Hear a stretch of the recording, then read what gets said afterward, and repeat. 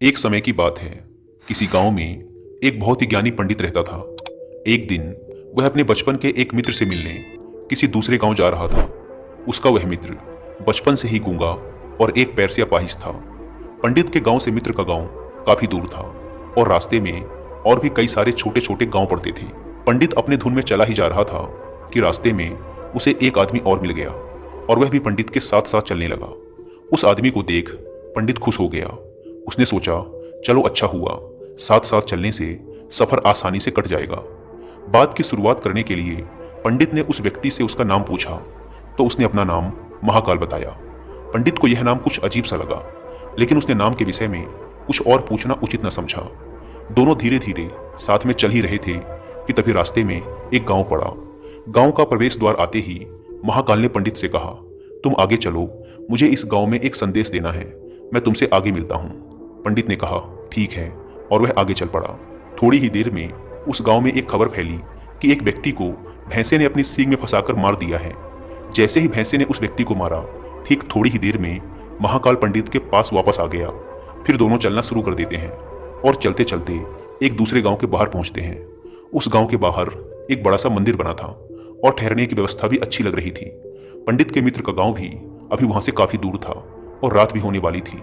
तो पंडित ने महाकाल से कहा, रात्रि होने वाली है, पूरे दिन चलते चलते थक भी चुके हैं और भूख भी लग रही है, तो भोजन करके यही रात्रि विश्राम कर लेते हैं, फिर सुबह आराम से आगे की यात्रा करेंगे। महाकाल ने कहा, ठीक है, मुझे इस गांव में किसी को कुछ जरूरी सामान देना है, तुम भोजन करके आराम करो, मैं बाद में आकर भोजन कर लूंगा। इतना कहकर वह वहां से चला गया। लेकिन उसके जाते ही कुछ ही देर में गांव में धुआं उठता दिखाई दिया और देखते ही देखते पूरे गांव में आग लग गई। पंडित ने आश्चर्य से सोचा कि यह महाकाल जहां भी जाता है वहां कोई न कोई अनहोनी जरूर हो जाती है, कुछ तो गड़बड़ है इस व्यक्ति में। लेकिन पंडित ने रात्रि में महाकाल से इस बारे में कुछ भी पूछना ठीक न समझा। सुबह होते ही फिर दोनों ने अपने गंतव्य की ओर चलना शुरू कर दिया। कुछ देर चलने के बाद रास्ते में फिर एक गांव आया। महाकाल ने फिर पंडित से कहा, आप आगे चलते रहिए, मुझे इस गांव में भी एक जरूरी काम है, मैं जल्दी से वह काम निपटा कर आपसे आगे वाले रास्ते में मिलता हूं। यह कहकर महाकाल वहां से चला गया। लेकिन पंडित इस बार आगे नहीं गया। वह वहीं खड़ा होकर महाकाल को देखता रहा कि वह कहां जाता है और क्या करता है। तभी थोड़ी देर बाद लोगों की आवाज सुनाई देने लगी कि एक व्यक्ति को सांप ने काट लिया है और उसकी मृत्यु हो गई है। ठीक उसी समय महाकाल फिर पंडित के पास पहुंच गया। लेकिन इस बार पंडित से रहा नहीं गया और उसने महाकाल से पूछ ही लिया कि तुम जिस भी गांव में जाते हो वहां कोई ना कोई अनहोनी जरूर हो जाती है, क्या तुम मुझे बता सकते हो कि ऐसा क्यों होता है? महाकाल ने कहा, पंडित जी, आप तो मुझे बहुत ज्ञानी मालूम पड़े थे, इसीलिए मैं आपके साथ चलने लगा था, क्योंकि ज्ञानियों का साथ बहुत अच्छा होता है, परंतु आप अभी तक समझ नहीं पाए कि मैं कौन हूं। पंडित ने कहा, मैं समझ तो गया हूं, लेकिन मुझे कुछ शंका है, अगर आप ही अपना उपयुक्त परिचय दे दें तो मेरे लिए आसानी होगी। तब महाकाल ने जवाब दिया कि मैं यमदूत हूं और यमराज की आज्ञा से उन लोगों के प्राण हरण करता हूं जिनकी उम्र पूरी हो चुकी है। हालांकि पंडित को पहले से ही इस बात की आशंका थी, फिर भी महाकाल के मुंह से यह बात सुनकर वह घबरा गया। लेकिन फिर से हिम्मत करके पूछा, अगर ऐसी बात है और तुम सच में यमदूत हो तो बताओ कि अगली मृत्यु किसकी है? यमदूत ने जवाब दिया, अगली मृत्यु तुम्हारे उसी मित्र की है जिससे तुम मिलने जा रहे हो, और उसकी मृत्यु का कारण भी तुम ही बनोगे। यह बात सुनकर पंडित सहम गया और सोच में पड़ गया कि अगर सच में यह महाकाल यमदूत हुआ तो उसकी बात भी सच होगी और उसके कारण मेरे बचपन के सबसे अच्छे मित्र की मृत्यु हो जाएगी। तो सबसे अच्छा तो यही होगा कि मैं अपने मित्र से मिलने ही ना जाऊं, कम से कम मैं उसकी मृत्यु का कारण तो नहीं बनूंगा।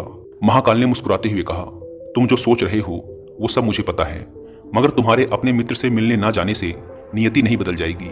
तुम्हारे मित्र की मृत्यु तो निश्चित है और वह अगले कुछ ही पलों में घटित होने वाली है। महाकाल के मुंह से ऐसी बातें सुनकर पंडित को झटका लगा, क्योंकि महाकाल ने पंडित के मन की बातें पढ़ ली थी, जो कि एक सामान्य व्यक्ति के लिए संभव नहीं है। अब पंडित को विश्वास हो गया कि यह महाकाल सचमुच में यमदूत ही है।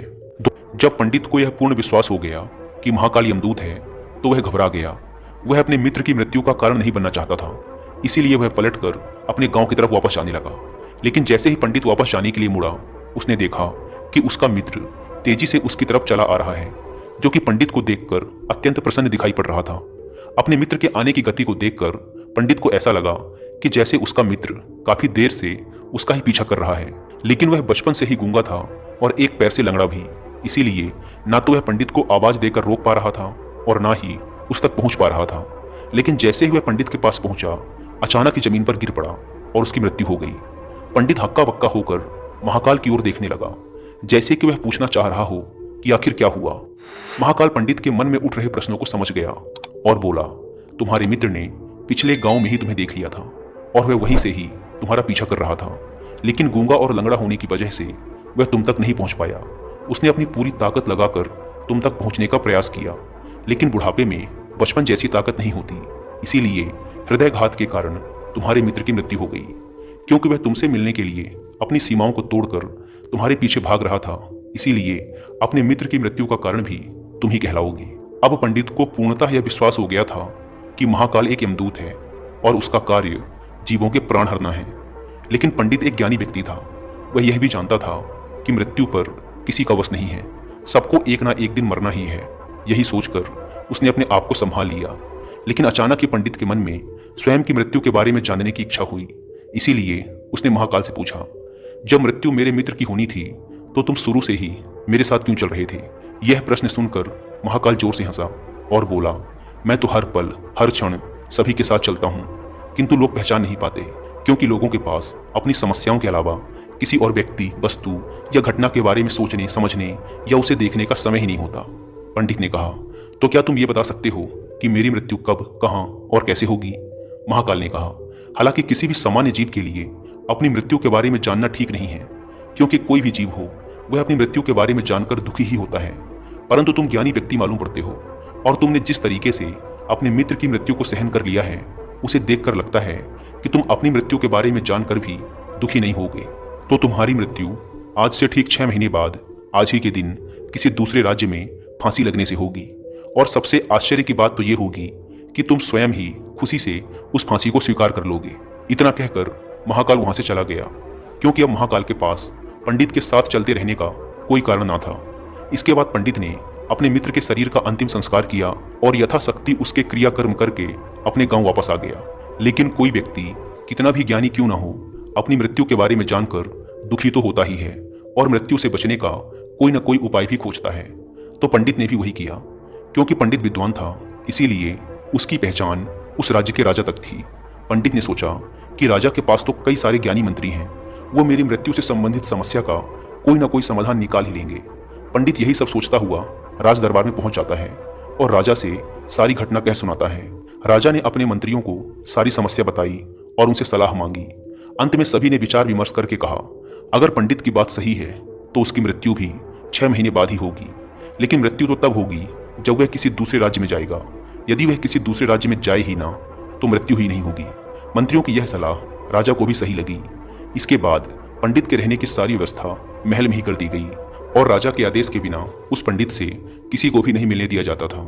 लेकिन पंडित कहीं भी आ जा सकता था, ताकि पंडित को यह न लगे कि वो राजा की कैद में है। परंतु पंडित डर के मारे स्वयं ही कहीं आता जाता नहीं था। धीरे धीरे महीने गुजरे और पंडित की मृत्यु का समय नजदीक आने लगा और अंततः वह भी दिन आ गया जिस दिन पंडित की मृत्यु होनी थी।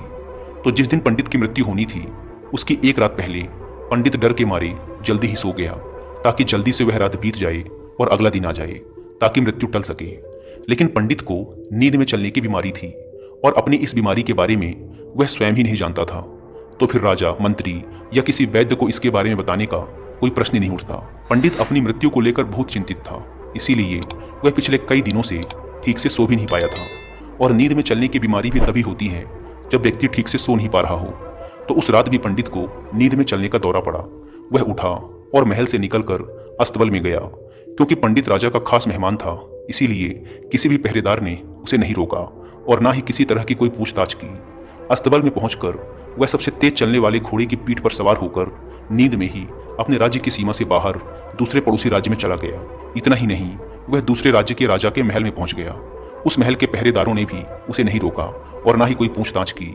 सभी लोग रात्रि का अंतिम प्रहर होने के कारण गहरी नींद में थे। वह पंडित सीधे राजा के शयन कक्ष में पहुंचा, जहां राजा और रानी सो रहे थे। वहीं पंडित भी जाकर सो गया। सुबह हुई तो राजा ने पंडित को रानी के बगल में सोया हुआ देखा तो वह बहुत क्रोधित हो गया। राजा ने पंडित को कैद करने का आदेश दे दिया। पंडित गिरफ्तार हो गया। लेकिन पंडित तो भौचक्का था, उसे तो कुछ समझ नहीं आ रहा था कि आखिर वह दूसरे राज्य में और राजा के शयन कक्ष तक कैसे पहुंचा। लेकिन वहां उसकी ये सब सुनने वाला कौन था। राजा ने पंडित को दरबार में पेश करने का आदेश दिया। थोड़ी देर बाद पंडित को दरबार में लाया गया। पंडित को देखते ही राजा इतना आग बबूला हो गया कि उसे फांसी पर चढ़ा देने का हुक्म सुना दिया। फांसी की सजा सुनकर पंडित कांप गया, लेकिन फिर भी थोड़ी सी हिम्मत जुटाकर राजा से बोला, महाराज, मैं नहीं जानता कि मैं राजमहल तक कैसे पहुंचा। मैं यह भी नहीं जानता हूं कि आपके शयन कक्ष तक मैं कैसे आया और आपके महल के किसी पहरेदार या सैनिक ने मुझे रोका क्यों नहीं। लेकिन मैं इतना जरूर जानता हूं कि आज मेरी मृत्यु होनी थी और वो होनी भी जा रही है। राजा को यह बात थोड़ी अजीब लगी। उसने पंडित से पूछा, तुम्हें कैसे पता कि आज तुम्हारी मृत्यु होनी है?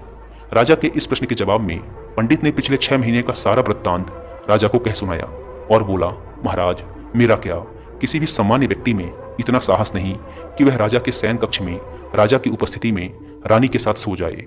राजा को पंडित की बात में थोड़ा तर्क दिखाई पड़ा, परंतु उसने सोचा कि यह मृत्यु से बचने के लिए महाकाल और उसके द्वारा अपने मृत्यु की भविष्यवाणी की कहानी बना रहा है। इसीलिए राजा ने पंडित से कहा, यदि तुम्हारी बात सत्य है और आज ही तुम्हारी मृत्यु का दिन है, जैसा कि यमदूत महाकाल ने तुमसे कहा था, तो आज तुम्हारी मृत्यु का कारण मैं नहीं बनूंगा। लेकिन यदि तुम्हारी बात झूठी निकली तो निश्चित ही आज तुम्हारी मृत्यु का दिन होगा, क्योंकि जिस राज्य से पंडित आया था उस राज्य का राजा इस राजा का मित्र था। इसीलिए इस राजा ने तुरंत अपने कुछ सैनिकों को पड़ोसी राजा के पास भेजकर पंडित की बात की सत्यता का प्रमाण मांगा। भेजे गए सैनिक शाम तक लौटे और उन्होंने राजा को बताया कि महाराज, पंडित जो कुछ भी कह रहा है वो सब सत्य है। पड़ोसी राज्य के राजा ने पिछले 6 महीने से पंडित के रहने की सारी व्यवस्था अपने ही महल में कर रखी थी। पंडित राजा का खास मेहमान था। कल शाम राजा आखिरी बार पंडित से उसके कक्ष में मिले थे और उसके बाद यह इस राज्य में कैसे पहुंच गया इसकी जानकारी किसी को भी नहीं है। इसीलिए उस राज्य के राजा के अनुसार पंडित को फांसी की सजा देना ठीक नहीं है। लेकिन राजा के सामने एक नई समस्या थी, क्योंकि उसने बिना पूरी बात जाने ही पंडित को फांसी की सजा सुना दी थी। इसीलिए अगर पंडित को फांसी नहीं दी जाती तो राजा के वचन का अपमान हो जाएगा, लेकिन अगर राजा की बात का मान रखा जाए तो बेवजह ही एक निर्दोष व्यक्ति की मौत हो जाएगी। राजा ने अपने सभी मंत्रियों से इस बारे में सुझाव मांगा, तो मंत्रियों ने राजा को सुझाव दिया कि महाराज, पंडित को एक कच्चे सूत के धागे से फांसी लगवा दी जाए। इससे आपके कथन का भी मान रह जाएगा और कच्चे सूत के धागे से पंडित को फांसी भी नहीं लगेगी और उसके प्राण भी बच जाएंगे। राजा को मंत्रियों का यह सुझाव पसंद आया और उसने ऐसा ही करने का आदेश दे दिया। पंडित के लिए कच्चे सूत के धागे से फांसी का फंदा बनाया गया और नियम के अनुसार पंडित को फांसी पर चढ़ाया जाने लगा। सभी लोग बहुत खुश थे कि ना तो पंडित मरेगा और ना ही राजा का वचन खाली जाएगा। पंडित को भी पूर्ण विश्वास था कि सूत के धागे से तो उसकी मृत्यु हो ही नहीं सकती। इसीलिए वह भी खुशी खुशी फांसी पर चढ़ने के लिए तैयार हो गया। जैसा कि महाकाल ने भविष्यवाणी की थी कि तुम खुद ही अपनी फांसी को स्वीकार करोगे। लेकिन जैसे ही पंडित को फांसी दी गई, सूत का धागा तो टूट गया, लेकिन टूटने से पहले उसने अपना काम कर दिया था। पंडित के गले की एक नस सूत के धागे के झटके से कट चुकी थी और पंडित जमीन पर पड़ा तड़प रहा था। हर धड़कन के साथ उसके गले से खून की फुहार निकल रही थी और देखते ही देखते पंडित का शरीर पूरी तरह से शांत हो गया। सभी लोग आश्चर्यचकित थे और पंडित को मरता हुआ देख रहे थे। किसी को विश्वास नहीं हो रहा था कि कच्चे सूत के धागे से भी किसी इंसान की मृत्यु हो सकती है। लेकिन घटना तो घट चुकी थी। नियति ने अपना काम कर दिया था और महाकाल की भविष्यवाणी सच हो चुकी थी। श्रीमद् भगवद गीता में भगवान श्री कृष्ण ने कहा है, जो होना होता है वो होकर ही रहता है। हम चाहे कितनी ही सावधानी बरतें, कितना ही उपाय कर लें, लेकिन घटना और घटना की पूरी प्रणाली पहले से ही तय होती है, जिसे हम थोड़ा सा भी इधर उधर नहीं कर सकते। दोस्तों, शायद इसीलिए ईश्वर ने हमें भविष्य जानने की क्षमता नहीं दी है, ताकि हम अपने जीवन को ज़्यादा बेहतर तरीके से जी सकें। और यही बात उस पंडित पर भी लागू होती है। अगर पंडित ने महाकाल से अपनी मृत्यु के बारे में ना पूछा होता तो 6 महीने तक राजा के महल में कैद रहकर डर डर कर जीने की बजाय ज़्यादा बेहतर जीवन जीता। दोस्तों, मुझे उम्मीद है कि आपको यह कहानी